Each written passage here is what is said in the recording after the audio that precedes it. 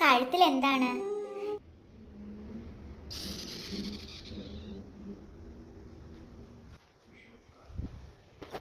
എന്താണ് കഴുത്തില്? ഈ കഴുത്തിലെ മാല തുളസിമാലയാണോ? തുളസിമാലേ? അതെന്ത് മാല? ഇത് എല്ലാവർക്കും ധരിക്കാൻ പാടുണ്ടോ? പാടൊക്കെ വേണോ ധരിക്കണല്ലേ? പാട് ധരിക്കുകയാണ്. എല്ലാവർക്കും ധരിക്കാൻ പാടുണ്ടോന്ന്? എവിടെ പാട് വേണം ഇത് ധരിക്കണമെങ്കിൽ? ഏത് കടയിൽ ചെന്ന് പാട് കാണിക്കും ഇങ്ങനെ ഒരു പാടുണ്ട്, കഴുത്തിലൊരു പാടുണ്ട്, ആ പാടാണ്. എല്ലാവർക്കും ധരിക്കാൻ പാടുണ്ട്. തുളസിമാലയാണ്. എന്ത് മാലയാണെങ്കിലും എന്താ മാലയൊക്കെ ആർക്കും എവിടെ വെള്ളം എന്ത് വെള്ളം എടുത്തിടാവുന്ന സാധനമൊക്കെ ഉള്ളൂ. അതിൽ എല്ലാവർക്കും ധരിക്കാൻ പാടുണ്ടോ? ഇനി അങ്ങ് ശാസ്ത്രീയമാവുമായിരിക്കും. മാല ധരിക്കുന്നില്ലേ ശാസ്ത്രം പറയുന്നത്? ഏതോ ഒരു പെൺകുട്ടിയെ നമ്മൾ കണ്ടുപിട്ടിരിക്കുകയാണ് സുഹൃത്തുക്കളെ. ഇവളേതാ? ഇങ്ങനെ കുറച്ച് ചോദ്യങ്ങൾ എന്നോട് ചോദിക്കാറുണ്ട്. നീ ആരാ? അറിയാൻ മേലെന്ത് ഈ മാല ഇടുന്നതിനെ പറ്റിയൊക്കെ ചോദിക്കാൻ നീ ആരാ? ചിലര് ഇതാണ് കണ്ടി മാല. എന്ത് മാല? കണ്ടിയോ? തീട്ടക്കണ്ടി കൊണ്ട് ഉണ്ടാക്കിയ മാലയാണോ? അങ്ങനെ ഉണ്ടോ ചോദിക്കണം. തീർച്ചയായിട്ടും മാല ഡോക്ടർ. മാല ഡോക്ടർ മാല ഡോക്ടറെ തീട്ടക്കണ്ടി കൊണ്ട് ഉണ്ടാക്കിയ മാല ഇടാൻ പറ്റുമോ ഡോക്ടറെ? അപ്പം പറയാം അതിനങ്ങനെ എല്ലാവർക്കും പറ്റത്തില്ല. അതിനൊക്കെ ചില സംഭവങ്ങളൊക്കെ വേണം. പാട് വേണം, പാട്. കണ്ടിമാലേ? എന്തൊക്കെ മയിലാണോ ഇവളൊക്കെ പഠിച്ചു വെച്ചേക്കുന്നത്? ആവശ്യമില്ലാത്തവരെ പണ്ടത്രയും പറഞ്ഞ് ജീവിക്കുന്ന കുറെ ഊളകൾ. കണ്ടിമാല പോലും, കണ്ടിമാല എടുത്ത പോലെ ക്ലോസറ്റിൽ കൊണ്ടിട്ട്. തുളസിമാലയാണ്. തുളസിമാലയാണോ? ഇത് നമ്മൾ എന്തിനാണ് ധരിക്കുന്നത്? അതിപ്പോ ഓർണമെന്റ്സ് ഒക്കെ എന്തിനാ ധരിക്കുന്നത്? പണ്ടൊക്കെ ആണെങ്കിൽ ഓരോ ഗോത്രങ്ങൾ തിരിച്ചറിയാൻ അവർക്ക് പ്രത്യേകം ചില ഓർണമെന്റ്സ് ഒക്കെ ഉണ്ടാകുന്നു. ഇപ്പോഴും ആഫ്രിക്കയിലൊക്കെ പോയി കാണാൻ പറ്റും. ചില പ്രത്യേകതര ഓർണമെന്റ്സ് ധരിച്ചാൽ അവർക്ക് മനസ്സിലാവും ഇത് ഇന്ന ഗോത്രത്തിൽപ്പെടുന്ന ആളാണ്, അല്ലെ ഒരു പെർട്ടിക്കുലർ ഏരിയ. അങ്ങനെയൊക്കെ ഉണ്ട്. അങ്ങനെ എന്തിനൊക്കെയാണ് ഈ ഓർണമെന്റ്സ് ഒക്കെ. പിന്നെ എന്താ പറയുക, ഓർണമെന്റ്സ് ഇട്ട് കഴിയുമ്പോൾ കുറച്ച് ശ്രദ്ധ തെറ്റും, സൗന്ദര്യവർദ്ധനം ഉണ്ടാകുന്നു എന്നൊക്കെ തെറ്റിദ്ധരിക്കുന്നു. സത്യത്തിൽ ഓർണമെന്റ്സ് ഇടാതിരിക്കുന്നതാണ് നല്ലത്. ഞാൻ ജീവിതത്തിൽ ഒരിക്കൽ ഈ തമ്പ് റിംഗ് എന്ന് പറഞ്ഞ സാധനം കുറച്ച് നാൾ ഇട്ടിട്ടുള്ള അല്ലാതെ വേറെ ഒരു ഓർണമെന്റ്സ് അങ്ങനെ ഇട്ടിട്ടില്ല. പിന്നെ കുറച്ച് നാൾ ഒരു പ്രാവശ്യം ഒരു കറുത്ത ചരട് ചുമ്മാ ഇങ്ങനെ കഴുത്ത്, അത് കൊച്ചിലെ അല്ലാതെ ഒന്നും കെട്ടിയിട്ടില്ല. പിന്നെ വാച്ച് പോലും കെട്ടാണ്ടായി. കാരണം ഇതിൻ്റെ ആവശ്യമില്ല. ഈ ഓർണമെന്റ്സ് ഒക്കെ ഇടാൻ ഇതിന് അതിൻ്റെ യാതൊരു ആവശ്യമില്ല. അപ്പോഴാണ് അവരത്തിയോട് ചോദിക്കുക ചിലരൊക്കെ, കണ്ടി ഇടാവോ, കണ്ടി മാല ഇടാവോ എന്നൊക്കെ. ഈ ലോകത്ത് അലഞ്ഞു തിരിഞ്ഞു നടക്കുന്ന നായ്ക്കളും ഉണ്ട്. ഈ ലോകത്ത് ഫിലോസഫിക്കലായിട്ട് നമ്മൾ കാര്യങ്ങൾ പറഞ്ഞു തുടങ്ങിയാൽ സൈക്കോളജിക്കലി അതിൻ്റെ ചില വശങ്ങളെ പറ്റി തിരിച്ചറിയുമ്പോൾ physiology, sociology, dermatology, neurology, numerology, biology, zoology, gynaecology, കോളജി, എല്ലാ കോളേജുകളും നമ്മൾ അതിനെപ്പറ്റി പഠിക്കേണ്ടതായിട്ടുണ്ട്. വീട്ടിൽ വളർത്തുന്ന നായ്ക്കളുണ്ട്. എങ്കിൽ കുട്ടിയുടെ അറിവിന് പറയുകയാണ്, ഈ നായ്ക്കൾ എന്ന് പറയുന്നത് വീട്ടിൽ വളർത്തുവാനുള്ള നായ്ക്കളെ ഉള്ളൂ. പിന്നെ തെരുവുകളിൽ ഉപേക്ഷിക്കപ്പെട്ട നായ്ക്കളുണ്ട്. അല്ലാതെ നായ്ക്കൾ കാട്ടിലില്ല.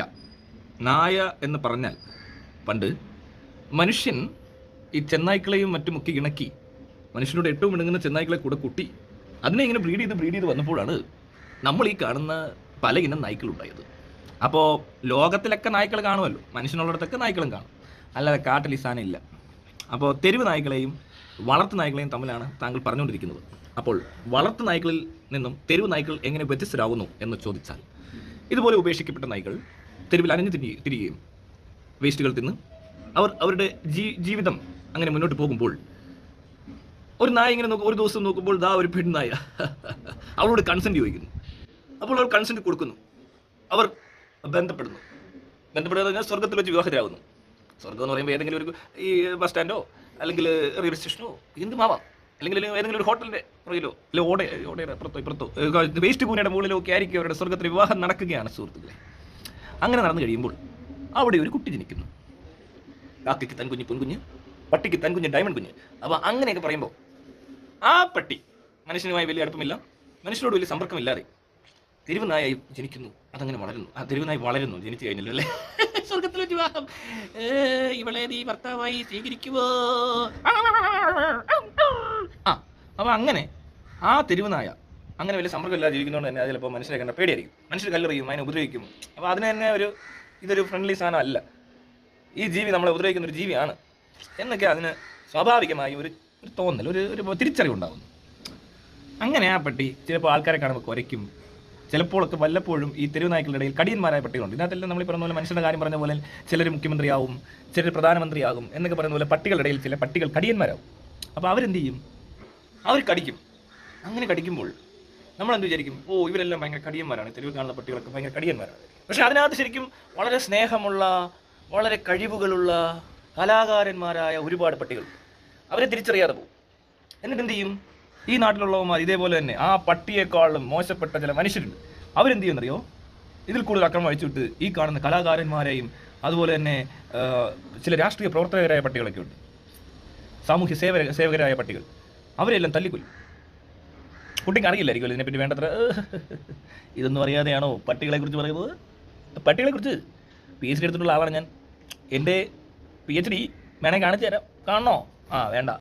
വീട്ടിൽ വളർത്തുന്ന നായ്ക്കളുടെ കഴുത്തില് തൊടലുണ്ട്. അതായത് തൊടലല്ല ഇപ്പോൾ, ചില ഈ ബുൾഡോഗ്, റോട്ട് വീലർ എന്നീ പട്ടികളുടെയൊക്കെ കഴുത്തിൽ ചോക്ക് ചെയ്യുന്നതാണ്. കൂടുതലും ബെൽറ്റാണ് മറ്റെല്ലാ പട്ടികൾക്കും.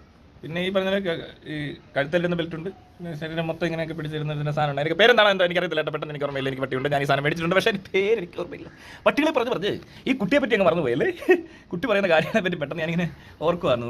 കുട്ടി എന്തൊക്കെയോ പറയുന്നു, കണ്ടിമാലയെന്നോ കുണ്ടിമാലയെന്നോ ഒക്കെ പറയുന്ന എന്തോ വിഷയമാണ് നമ്മൾ സംസാരിച്ചുകൊണ്ടിരുന്നതിലും അതിനിടയിൽ ഒരു പട്ടി വന്നപ്പോൾ അറിയാതെ ഞാൻ എൻ്റെ PhD പറ്റി ഓർത്തുപോയി. അതായത് അവർക്കൊരു ഉടയവനുണ്ട്, ഉടമസ്ഥനുണ്ട്. പട്ടിയുടെ കഴുത്തിൽ ചങ്ങല, പെണ്ണിന്റെ കഴുത്തിൽ കണ്ടിമാല, തീട്ടക്കണ്ടിമാല. അതിനർത്ഥം അതിനൊരു ഉടയവനുണ്ട്. അടിമകളുടെ കാലിൽ ചങ്ങല. ഈ ചങ്ങലയുടെ ചെറിയൊരു രൂപമാണ് ഈ തൊടൽ. കഴുത്തിൽ കിട്ടുന്ന അതിലും ചെറിയൊരു തൊടലാണോ കുട്ടി പറഞ്ഞു വരുന്ന ഈ കണ്ടി? പട്ടിക്ക് എന്തിനാണ് തൊടലിടുന്നത് എന്ന് കുട്ടിക്ക് അറിയാമോ? കുട്ടിക്ക് അറിയാമോ എന്തിനാണ് ഈ തൊടലിടുന്നതെന്ന്? തൊടലിട്ടാൽ എന്താണ് സംഭവിക്കുന്നത്? എന്തിനാണ് പട്ടിയെ തൊടലിട്ട് കൂട്ടുന്നത്? പട്ടിയുടെ സന്തോഷത്തിനും സമൃദ്ധിക്കും പിന്നെന്താ പറയുക, സുരക്ഷയ്ക്കും വേണ്ടിയാണ്. ഒരു ചെറിയ അംശം സുരക്ഷ ഉണ്ടെന്ന് വേണമെങ്കിൽ പറയാം. കാരണം ഈ വന്ന കാലത്ത് ഈ റോഡിലേക്ക് ഇറങ്ങി ഓടി പട്ടി ചത്തുപോകാതിരിക്കാൻ വേണമെങ്കിൽ നമുക്ക് പട്ടിയെ കെട്ടിയിടാം.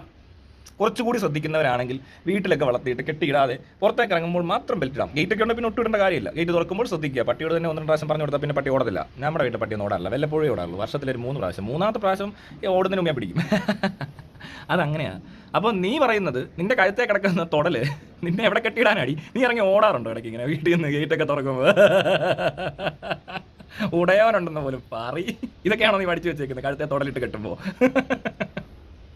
ഉടയവൻ തന്നെ. അത് പട്ടിയെ വളർത്തുന്ന പോലെ നിന്നെ ആരടി വളർത്തുന്നത്?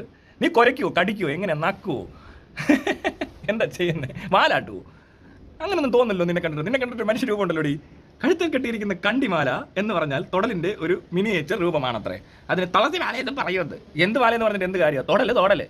അങ്ങനെ ഉടമസ്ഥനില്ലാതെ അലഞ്ഞു തിരിഞ്ഞ് നടക്കുന്ന ആളുകളല്ല ഞങ്ങൾ. അതെ, ഞങ്ങളെ കെട്ടിയിട്ടിരിക്കുകയാണ്, പൂട്ടിയിട്ടിരിക്കുകയാണ് സുഹൃത്തുക്കളെ, പൂട്ടിയിട്ടിരിക്കുകയാണ്. വീട്ടിൽ വളർത്തുന്ന പട്ടികളെ നമ്മൾ അങ്ങനെയല്ലേ ചെയ്യുന്നത്?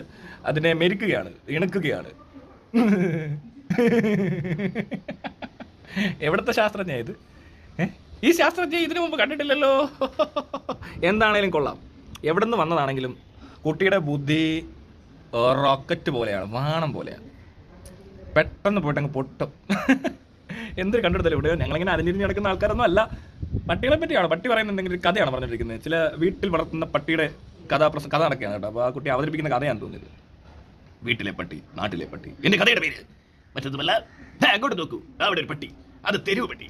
ഇങ്ങോട്ട് നോക്കൂ, അത് വീട്ടിൽ വളർത്തുന്ന പട്ടി. വളർത്തതായി നമ്മൾ വിളിക്കുന്നു. പല ബ്രീഡുകൾ വളർത്തതായി ലഭ്യമാണെങ്കിലും ആ തെരുവ് താഴെത്രയും ഈ പറയുന്ന പോലെ എന്താ പറയുക, രോഗപ്രതിരോധ ശേഷിയോ അല്ലെങ്കിൽ മറ്റു പലതും ഈ പട്ടികൾക്കില്ല. അത് നിങ്ങൾക്കറിയാമോ? അറിയാമെന്ന് വിശ്വസിക്കുന്നു. അതുപോലെ തന്നെ ഈ തെരുവുനായ്ക്കളായിട്ട് നടക്കുന്ന ഈ നാടൻ പട്ടികളാണ് ഈ ക്ലൈമറ്റുമായിട്ട് ഏറ്റവും അഡോപ്റ്റായിട്ട് ജീവിക്കുന്ന ജീവികൾ. അതെങ്കിൽ അങ്ങനെ വലിയ അസുഖങ്ങളൊന്നും വരത്തില്ല, ഭയങ്കര ഇമ്മ്യൂണിറ്റിയാണ്. എന്തും ആയിക്കൊള്ളട്ടെ. അപ്പോൾ നമ്മൾ പറഞ്ഞു വന്ന കാര്യം എന്താ വന്നു? നമ്മളങ്ങനെ അലഞ്ഞിരിഞ്ഞ് നടക്കത്തൊന്നുമില്ല അല്ലേ? കൊള്ളാം. അലഞ്ഞിരിഞ്ഞ് നടക്കുന്നവരുടെ കഴുത്തിലൊന്നും തൊടലുമില്ല. ഇതിനകത്ത് ഏതാ ശരിക്കും ഒരു പട്ടിയെ സംബന്ധിച്ച് അലഞ്ഞിരിഞ്ഞ് നടക്കുന്നതല്ല? അലഞ്ഞിരിഞ്ഞ് നടക്കുന്ന പറയാൻ പറ്റില്ല. പുറത്തൊക്കെ ഇങ്ങനെ വളരെ സ്വതന്ത്രമായി അഴിഞ്ഞ് അങ്ങനെ നടക്കുന്നതാണോ?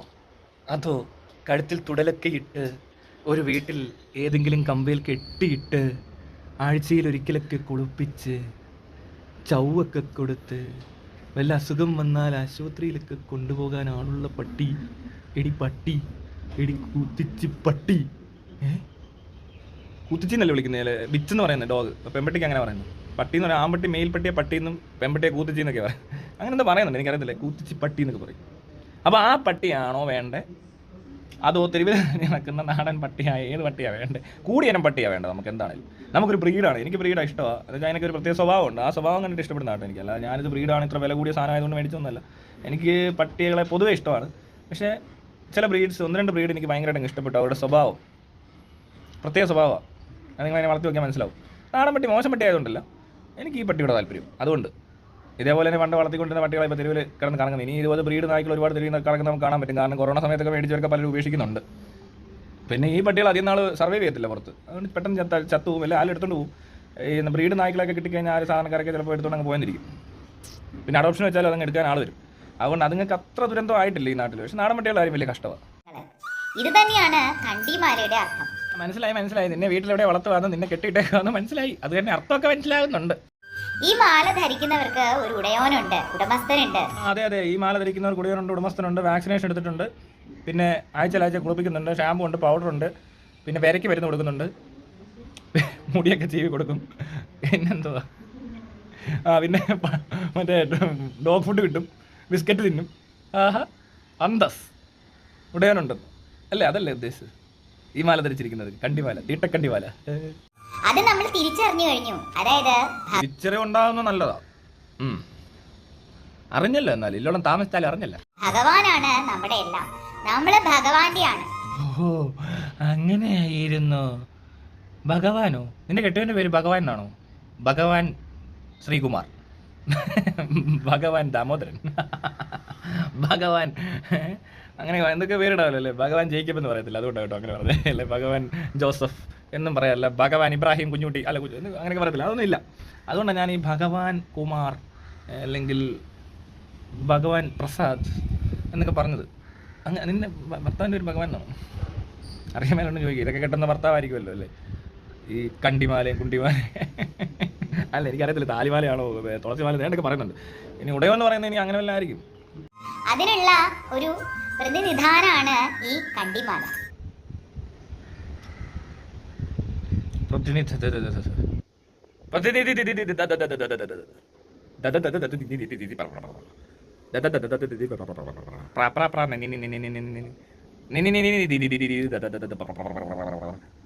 ഇനി ഇത് എല്ലാവർക്കും ധരിക്കാൻ പാടുണ്ടോ? എല്ലാവർക്കും പാടുണ്ട് ധരിക്കോ? നേരത്തെ പറഞ്ഞ പാട് ചൊറി വന്ന പാട് അല്ലെ, മുറി ഉണങ്ങിയ പാട്, അങ്ങനെ എന്തെങ്കിലും എല്ലാവരുടെയും പാടെടുക്കത്തില്ലേ? എല്ലാവർക്കും ധരിക്കാം. ഭഗവാനെ സ്നേഹിക്കുന്ന എല്ലാവർക്കും ധരിക്കാം അല്ലേ? ഭഗവാനെ സ്നേഹിക്കണം, അത്രേ ഉള്ളൂ. അല്ലാതെ ധരിച്ചാൽ അതേ കുഴപ്പമില്ല. ഭഗവാൻ കടിക്കൂ? ശ്രീകൃഷ്ണനെ സ്നേഹിക്കുന്ന എല്ലാവർക്കും കണ്ടിമാല ധരിക്കാം. ഇപ്പൊ ഞാനില്ല, എനിക്ക് ശ്രീകൃഷ്ണനോട് സ്നേഹമൊന്നുമില്ല, ഉള്ള കാര്യം പറയാലോ. ഈ കണ്ടിമാല ധരിക്കുമ്പോ നമ്മുടെ ജീവിത ശൈലിയിലും ചില മാറ്റങ്ങൾ വരുത്തേണ്ടതാണ്. ഇത് മറ്റേ മാഗ്നറ്റിക് ഫീൽഡും പ്ലൂട്ടോണിയും ഒക്കെ ആയിട്ട് ബന്ധപ്പെട്ടുള്ള ഒരു പരിപാടിയായിട്ട് മാറിക്കൊണ്ടിരിക്കുകയാണ് കേട്ടോ.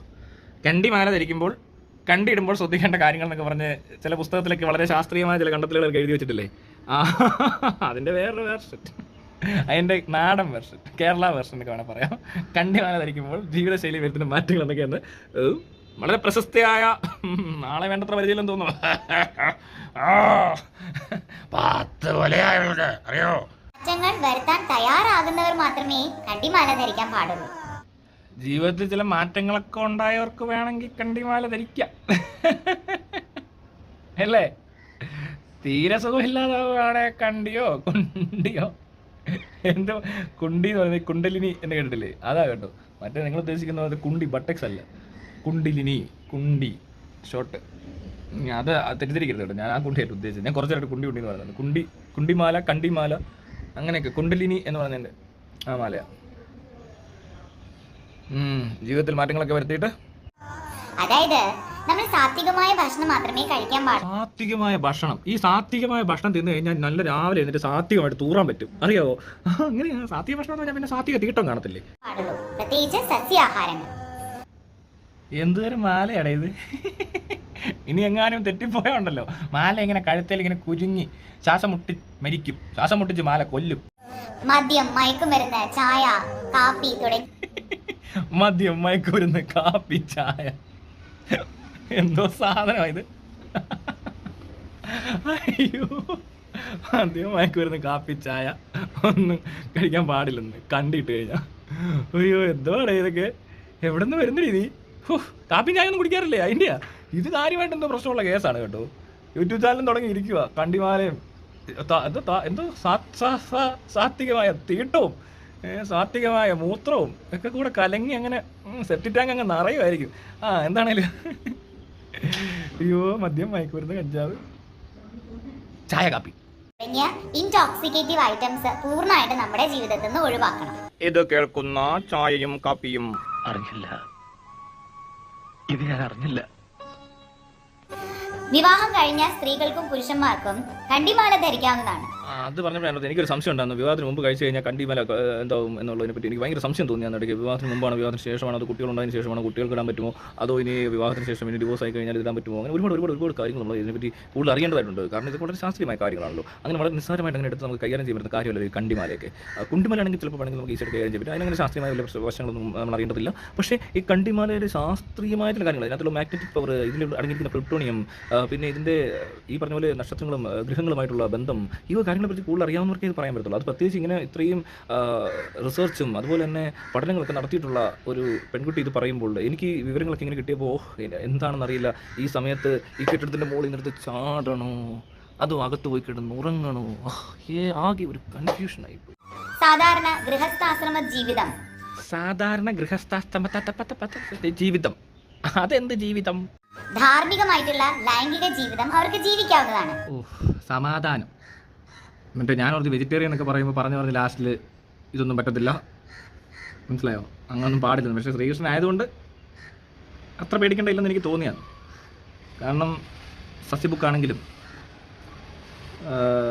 ഈ പറഞ്ഞ ശ്രീകൃഷ്ണൻ 1000 ഭാര്യമാരും ഒക്കെ ആയിട്ട് ജീവിച്ചൊരു മനുഷ്യനാകുമ്പോൾ അല്ലേ, ശ്രീകൃഷ്ണൻ 1000 ഭാര്യമാരും അങ്ങനെയാണ് വലിയ കാര്യമൊന്നുമല്ല. എന്നാലും അതിലൊരു പ്രതീക്ഷ എനിക്കുണ്ട്. അങ്ങനെ വലിയ അവിടെ ഒന്നും കയറി ആവശ്യമില്ലാതെ അത് പാടില്ലെന്ന്. എന്നാൽ ഇലിസിറ്റ് സെക്സ് അധാർമികമായിട്ടുള്ള ധാർമ്മികമായ ജീവിതവും അധാർമികമായ ജീവിതവും ഇതൊക്കെ മാല എങ്ങനെ തിരിച്ചറിയുന്നു എന്നുള്ളതിൻ്റെ ആ ഒരു പോയിന്റാണ് നമുക്ക് അറിയേണ്ടത്. ജീവിതചര്യകള്, വിവാഹേതര ബന്ധങ്ങള്, ഇടാതിരിക്കുന്ന ഭേദം എന്നിവ ഖണ്ഡിമാല ധരിക്കുന്നവര് ഒരിക്കലും ചെയ്യാൻ പാടില്ല. ധരിക്കുന്നില്ലെന്നേ, നീ അങ്ങ് ധരിച്ചാൽ മതി. നീ എന്നിട്ട് അവിടെ ഇരുന്നു. ഉള്ളി, വെളുത്തുള്ളി ഇവ സസ്യാഹാരമാണെങ്കിൽ കൂടി സാത്വികമായ ഭക്ഷണ വിഭാഗത്തിൽ പെടാത്തത് കാരണം ഉള്ളി കഴിച്ചില്ലെങ്കിലും കുഴപ്പമൊന്നുമില്ല, ഉള്ളി തേക്കാതിരുന്നാൽ മതി. കണ്ടിമാല ധരിക്കുന്നവരെ ഇത് ഒഴിവാക്കണമെന്ന് പറയുന്നുണ്ട്. ഇതിന്റെ ബാക്ക്ഗ്രൗണ്ടിൽ എന്തിനാ ഒരു പാട്ടിട്ടേക്കുന്നത്? അത് മനസ്സിലാവുന്നില്ലേ? എന്തോ പാട്ടൊക്കെ ഉണ്ട്, ഭയങ്കര ഒരു അന്തരീക്ഷം സൃഷ്ടിച്ചേക്കുക. കണ്ടിമാല ധരിക്കുന്നൊരു ഉള്ളി തിന്നാൻ പാടില്ല, കിഴങ്ങും തിന്നായിരുന്ന നല്ലതായിരിക്കും. എന്നാലും അറിയാതെ കഴിച്ചു വെച്ചിട്ടായാലും അഥവാ അങ്ങനെ ഒരു സാഹചര്യത്തിൽ കഴിക്കേണ്ടി വന്നുപോയി, അതൊന്നും വലിയ തെറ്റല്ല കേട്ടോ. എന്നാലും നമ്മള് മാക്സിമം ഉള്ളിയും വെളുത്തുള്ളിയും ഒഴിവാക്കണം. ശരി ചേച്ചി, അങ്ങനെ ഉള്ളിയും വെളുത്തുള്ളിയൊക്കെ അങ്ങ് ഒഴിവാക്കിയേക്കാം ഒരു മാല ഇടാൻ. എന്തോ ഇതിനെന്തോ കുഴപ്പമുണ്ടെന്ന് തോന്നുന്നുണ്ടോ ആർക്കെങ്കിലും? കുഴപ്പമുണ്ടെന്ന് തോന്നുന്നുണ്ടെങ്കിൽ അത് യാദൃച്ഛികവും സ്വാഭാവികവും ഒന്നുമല്ല, അങ്ങനെ തോന്നും. അതുകൊണ്ട് എല്ലാത്തിലും ഉപരി വേണ്ടത് ഭഗവാന്റെ നാമം മടികൂടാതെ ജപിക്കാനുള്ള മനസ്സ്. അങ്ങനെ മടിക്കുന്നില്ല തന്നെ, മടി എന്തിനാ? ഭഗവാനെ അഗമ്യമായി സ്നേഹിച്ചുകൊണ്ട് സർവകർമ്മങ്ങളും ഭഗവാനെ സമർപ്പിച്ചുകൊണ്ട് ജീവിക്കാനുള്ള ആ മനസ്സ് എപ്പോഴും പരിശുദ്ധമാക്കി വയ്ക്കാനാണ് നമ്മൾ സദാ ശ്രമിക്കേണ്ടത്. അതിന് സദാ ഭഗവാന്റെ നാമം ജപിക്കണം. ഹരേ കൃഷ്ണ കൃഷ്ണ കൃഷ്ണ ഹരേ ഹരേ, ഹരേ രാമ രാമ രാമ ഹരേ ഹരേ. ജയ ശ്രീ രാധേ രാധേ.